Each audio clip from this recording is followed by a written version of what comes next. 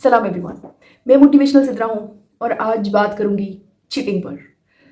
Cheating generally एक बहुत बुरी पोस्ट पर फाइज है। इसका कोई एक भी एंगल ऐसा नहीं जो सपोर्टिव हो या अच्छा हो या पॉजिटिव हो। It is not good at all. लेकिन चूंकि I always try to find the other sides of picture also, so I decided to cheat and find it out. क्या भला है इसके अंदर छुपी हुई।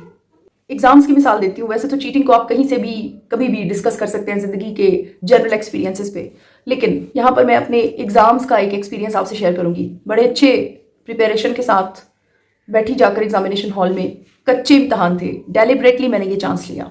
मैंने लाइफ में कभी भी चीट नहीं किया था। मुझे नहीं पता था कि दूसरे की कॉपी पर, दूसरे की शीट पर क्या नजर आता है, लेकिन मैं देखना चाहती थी कि why do people cheat and what is the feeling when the people are cheating.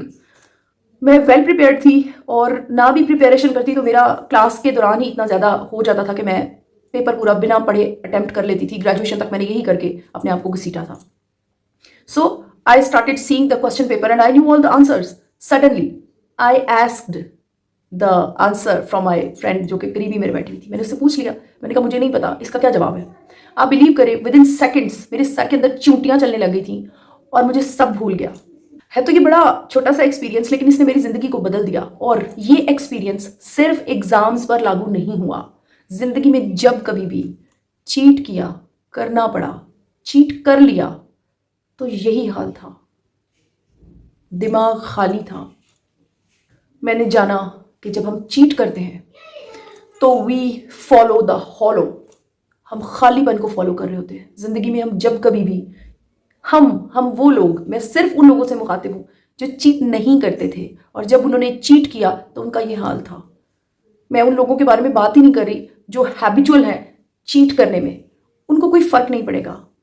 उनकी नेगेटिविटी, उनकी पॉजिटिविटी, उनका ट्रेस ही अलग है जिंदगी गुजारने का। मैं सिर्फ उन लोगों की बात कर रही हूं जो जिंदगी में इतने बुरे, इतने गंदे एक्सपीरियंसेस से गुजरने पर मजबूर हो जाते हैं एंड दे चीट।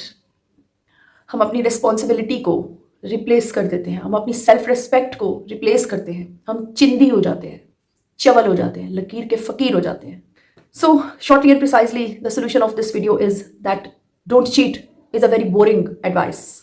मैं यहाँ पर अपना बिलीफ रखूंगी कि चीटिंग ऐसे दिमाग को जो चीट करने के लिए नहीं बना, उसे मफलूज कर देती है, उसे बीमार कर देती है, उसके ऊपर ऐसे जख्म लगाकर चली जाती है जो सारी जिंदगी के लिए मिट नहीं सकते। सो मेरा ये मानना है कि जितनी जल्दी हो सके अपने आप को ये रियलाइज करवाएं। चीटिंग जो है ना, वो बिल्कुल ऐसी है जैसे आप नशे के मरीजों को देखते हैं ना, फुटपाथ पे पड़े हुए, बेजान, लागर, सेंसलेस। उनका कोई ताल्लुक नहीं है इस दुनिया से, उनका रिस्पेक्ट के साथ कोई ताल्लुक नहीं। कोई उनको नंगा करे, मारे, पीटे, कुछ भी करे, उनका कोई ताल्लुक नहीं है सेंस के साथ, सोच समझ के साथ, इज्जत के साथ, रिस्पेक्ट के साथ।